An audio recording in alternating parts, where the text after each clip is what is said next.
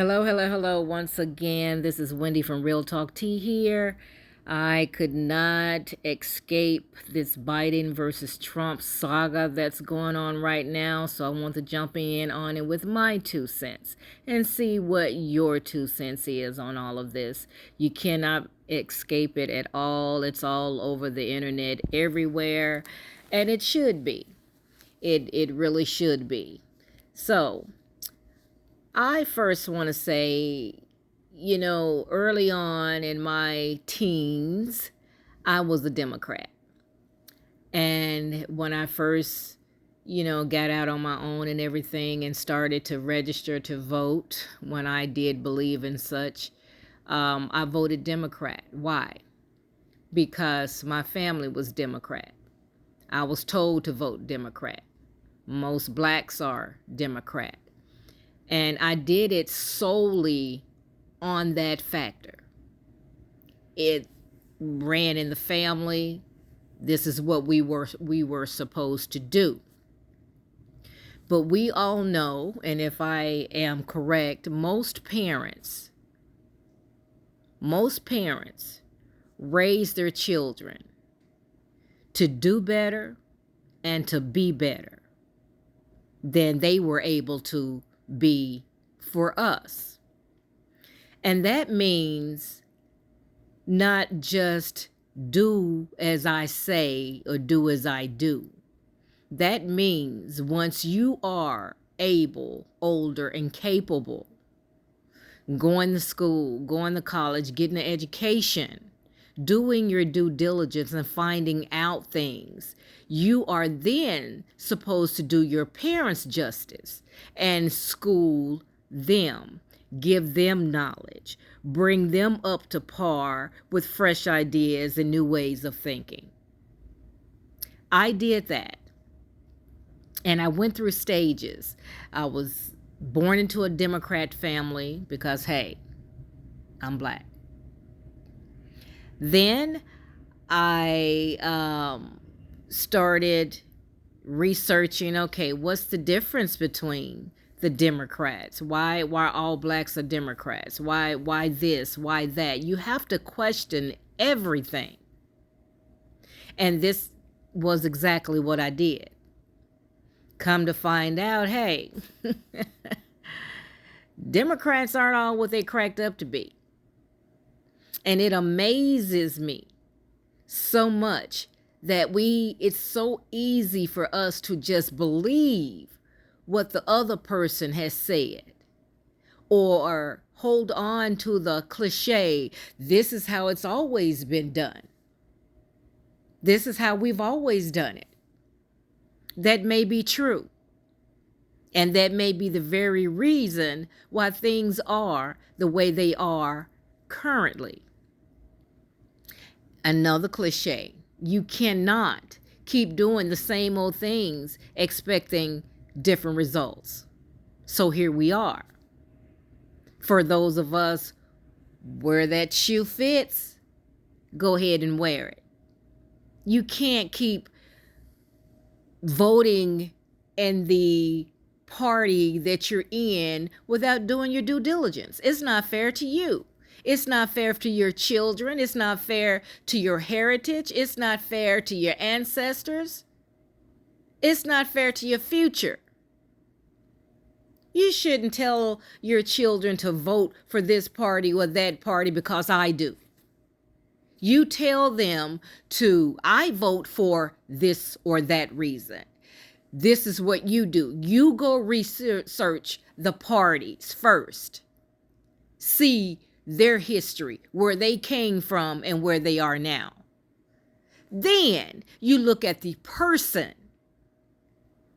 and see what they stand for as a person, as a human being. Then you look at policies. You look at what the changes they're trying to make. And if you vibe with those changes. And at the end of the day, once you've done all of that research and starting out thinking you're going to vote for one party hey, like me, I discovered, hey, I may be on the other side because what I was told is not true. This is how we cannot and don't break generational curses, because this is the way it's always been done. And this is why we are in a fucked up situation like we are in now. Now, I watched the debate.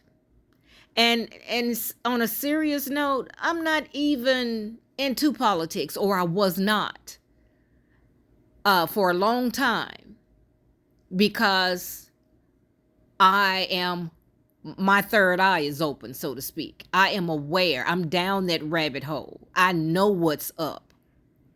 And it just so discouraging and so disappointing knowing, especially since COVID, that people are still standing and doing the same things as if nothing is happening behind the scenes. Everything is happening for a reason. The distractions are for reasons. These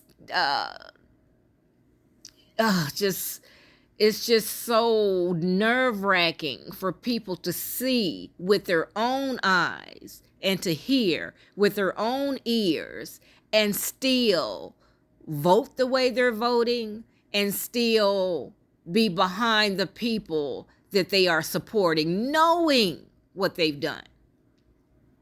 But for me, COVID was a wake-up call. It changed my entire life. But that's another topic. But since then, the only correlation I'm going to say is it changed my life. It opened my eyes, and I've been down that rabbit hole ever since. And we all know that once you see something, you cannot unsee it. So, again, I did watch the debate, and it was both comical and heartbreaking, and to our country, very dangerous. Again, since COVID, we've been the laughing stock.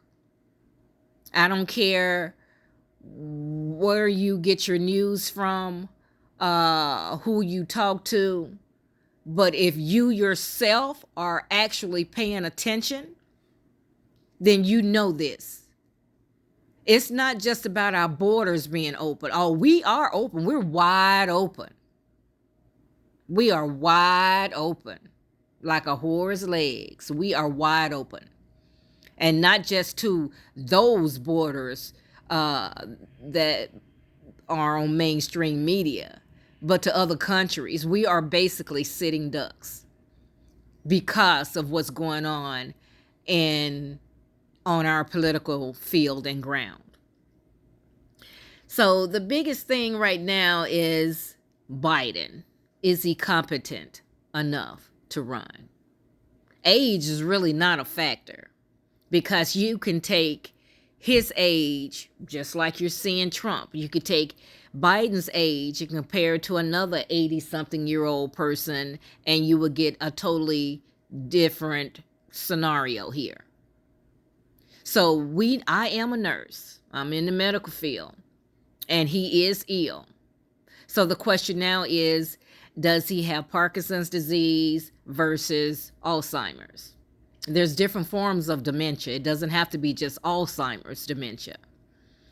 Parkinson's disease is more so of a motor skill disorder, whereas Alzheimer's or any dementia is a cognitive skill disorder, which means, either or both.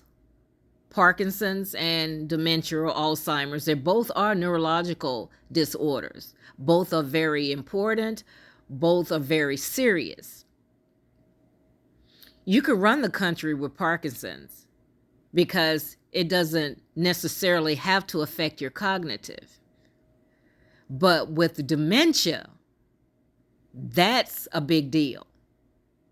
And you can have both simultaneously. You can have Parkinson's and dementia at the same time. He has cardinal signs of both. I've seen him in situations where he's sitting down and the cardinal sign of Parkinson's disease is pill rolling with your hands or your fingers. He has the mask-like effect. And the way he has that shuffle gait when he walks. The speech could be from the Parkinson's or the dementia. He could have either or both. But my question to you is, would you trust this guy to run the country at this point? You get a pass for the last 4 years because he wasn't as bad the first go around. So 4 years later, here we are, and look where we are. Look where he is. Do you trust this? Could you trust this?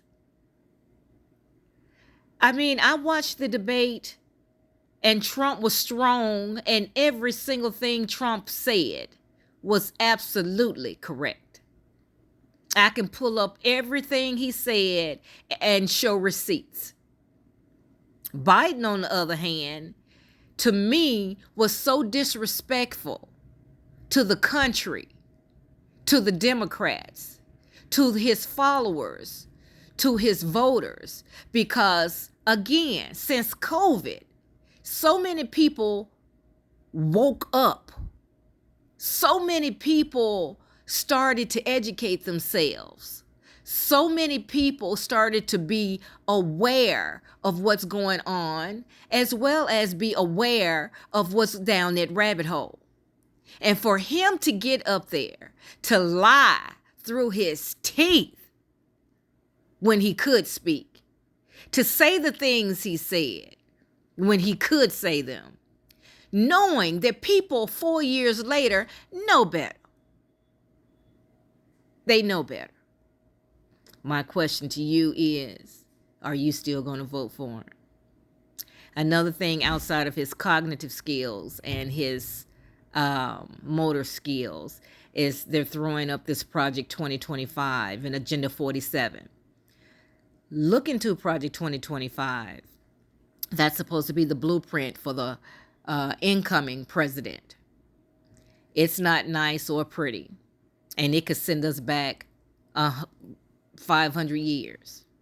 But that's beside the point. That's not even important.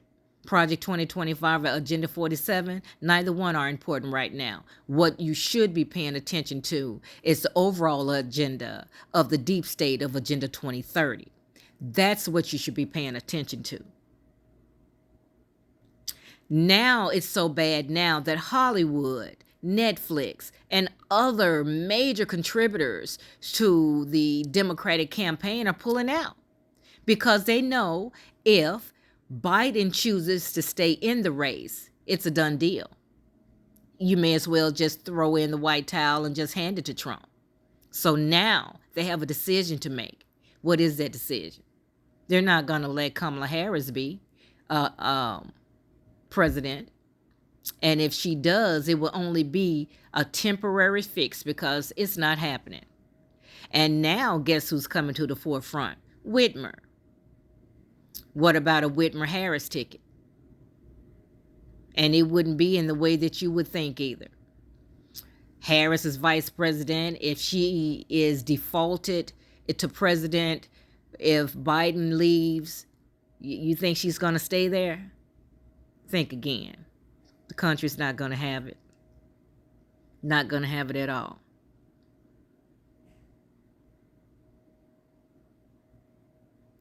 All I ask and all I say is stop following the train of everybody else. Do your own research, your own due diligence, and tell me, have you changed your mind from what you were going to do to what you're now going to do? This is Real Talk Tea.